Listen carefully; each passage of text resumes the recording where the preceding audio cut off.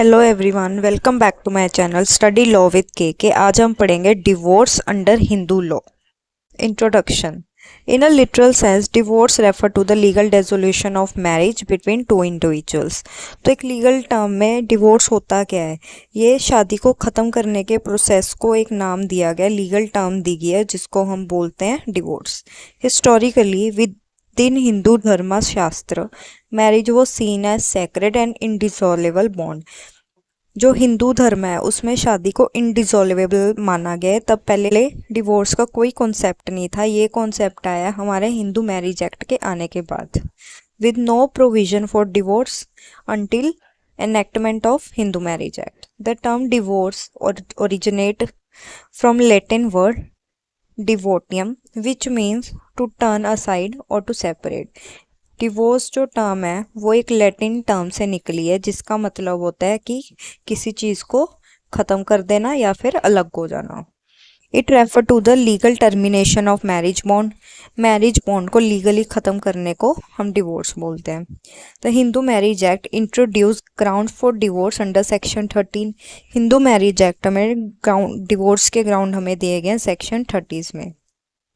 Allow parties to file petition to a competent court for a decree of divorce. Section 13 हमें allow करता है competent court में divorce की petition file करने के लिए। तो सेक्शन 13 में हमें दिया गया ग्राउंड्स ऑफ डिवोर्स। 14 में दिया गया no petition for divorce to be presented within 1 year of marriage. 1 साल से पहले आप डिवोर्स की पिटिशन फाइल नहीं कर सकते हो। 15 में दिया है कि डिवोर्स होने के बाद एक व्यक्ति दोबारा शादी कब कर सकता है। पढ़ के देख लेते हैं। Section 14 Notwithstanding any contained in this section, it shall not be competent for the court to entertain any petition for the dissolution of marriage by the decree of divorce unless at the date of presentation of the petition 1 year has lapsed। तो section 14 बोलता है कि जब तक 1 साल complete नहीं हो जाता शादी हुए तब तक कोई भी पिटीशन, डिवोर्स की पिटीशन को कोर्ट एंटरटेन नहीं कर सकती। Section 15 When a marriage has been dissolved by the decree of divorce, either there is no right of appeal। एक बार डिक्री ऑफ डिवोर्स आ गई उसके बाद अगर वहाँ पे कोई अपील का राइट नहीं है अगेंस्ट द डिक्री, और there has been such a right of appeal, the time of appealing has expired. जा तो देखो अपील का कोई राइट नहीं है, अगर अपील का राइट है जो टाइम है समझ लो 30 डेज है वो लैप्स हो चुके हैं। Without on appeal having been presented or appeal has been presented but has been dismissed shall be lawful either party to marriage again। जा तो देखो अपील की कोई राइट नहीं है, जा तो अपील का टाइम ख़त्म हो चुका है, या फिर अपील फाइल की थी बट वो डिसमिस हो चुकी है, उसके बाद कोई पार्टी जो है वो दोबारा शादी कर सकती है। नेक्स्ट है हमारा ग्राउंड्स ऑफ डिवोर्स। तो सेक्शन 13 क्लोज 1 में हमें ये ग्राउंड्स दिए हैं, 7 ग्राउंड्स दिए हुए हैं डिवोर्स के। पहला है अडल्टरी। अडल्टरी होता है कोई भी स्पाउस अगर अपनी शादी के बाद किसी और व्यक्ति के साथ, चाहे वो व्यक्ति मैरिड हो चाहे अनमैरिड हो, उसके साथ अगर कोई सेक्सुअल रिलेशनशिप बनाता है तो वो बन जाता है हमारा अडल्टरी। अडल्टरी डीक्रिमिनलाइज हो चुकी है, जोसेफ शाइन का केस है इसमें। Joseph Shine versus Union of India का केस है, इसमें अडल्टरी को तो डीक्रिमिनलाइज कर दिया है लेकिन ये अभी भी ग्राउंड है डिवोर्स का। सेकंड है क्रुएलिटी। अगर किसी भी स्पाउस के साथ क्रुएलिटी हो रही है बाय द स्पाउस और बाय देयर फैमिली और रिलेटिव्स, चाहे वो मेंटल क्रुएलिटी हो चाहे फिजिकल क्रुएलिटी हो, तो वो एक डिवोर्स का ग्राउंड बन जाता है। थर्ड है डिजर्शन। अगर किसी भी हस्बैंड या वाइफ ने अपने दूसरे पार्टनर को डिजर्ट कर दिया, मतलब छोड़ दिया है बिना कोई रीज़न दिए हुए, तो वो भी एक डिवोर्स का ग्राउंड बन जाता है। इसमें 2 इयर्स का टाइम होता है।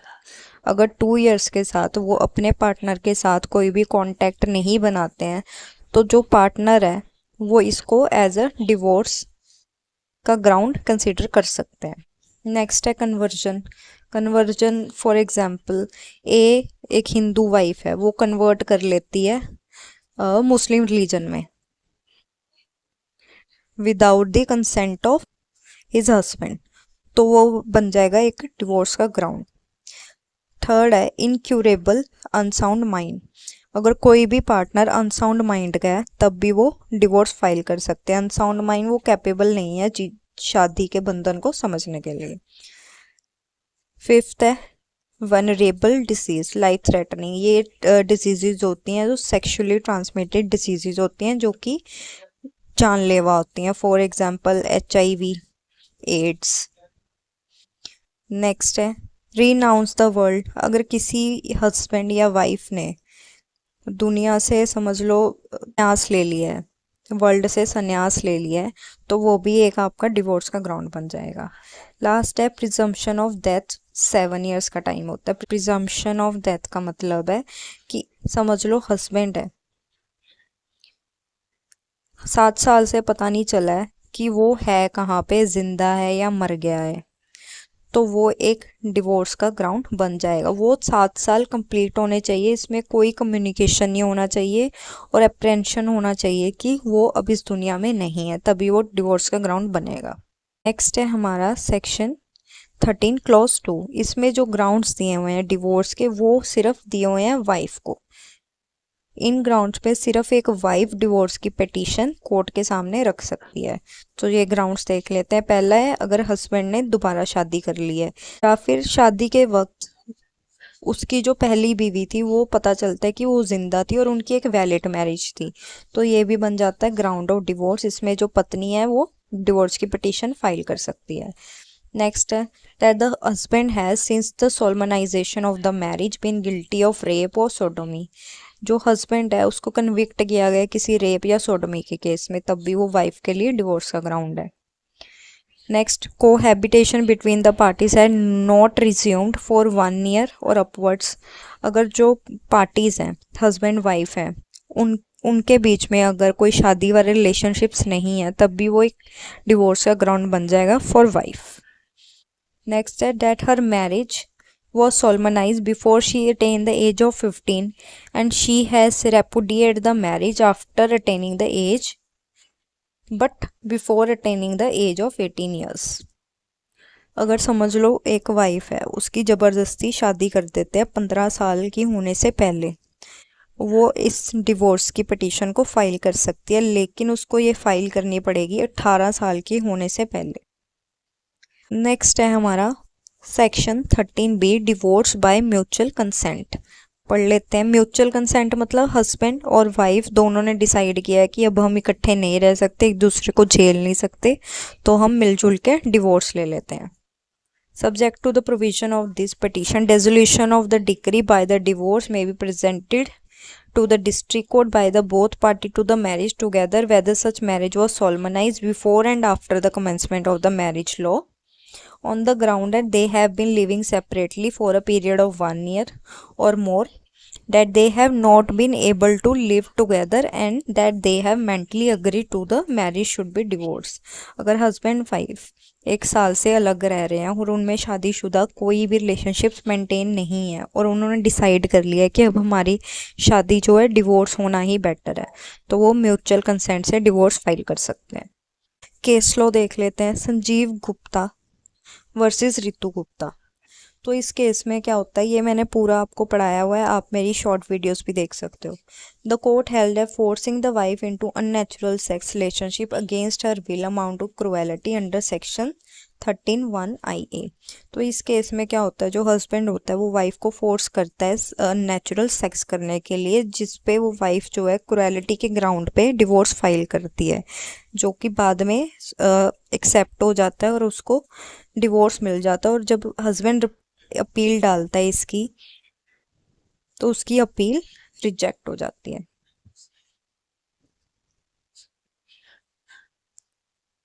एक हम लैंडमार्क जजमेंट डिस्कस कर लेते हैं। Joseph Shine versus Union of India. In Joseph Shine Union of India 2018 the Supreme Court of India unanimously struck down section 497 of Indian Penal Code effectively decriminalising adultery. तो ये case मैंने आपको बताया था जिसमें अडल्टरी को डीक्रिमिनलाइज कर दिया था, लेकिन ये अभी भी ग्राउंड है डिवोर्स का। Next case next case, Krishna Veni Rai versus Pankaj Rai 2020 का केस है। Whenever the party files an appeal against the decree of the divorce the first application should be the stay on decree. तो जब भी कोई पार्टी के पास right होता है अपील में जाने का, तो अपील में जब भी वो जाती है उससे पहले जो डिवोर्स की डिक्री है उस पे वो स्टे की एप्लीकेशन लगाएंगे, क्योंकि अगर ये एग्जीक्यूट होगी तो दूसरी पार्टी दोबारा शादी कर लेगी, जिससे ये प्रोसेस अब्यूज होएगा। Thanks for watching guys, like subscribe and share.